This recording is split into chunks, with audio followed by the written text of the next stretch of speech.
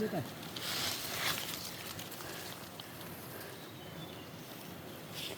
cái chả đi quả đi làm hết chả đi anh này vào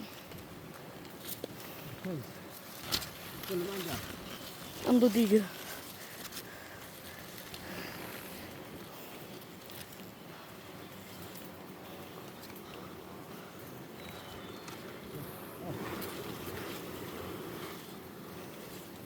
cái đi cho tay cầm kiềng mật cầm không mất đâu nên cầm kiềng mật đáp tinh nè có tay giờ này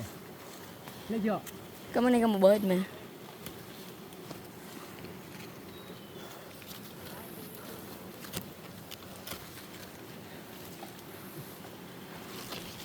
phải rồi hồi năm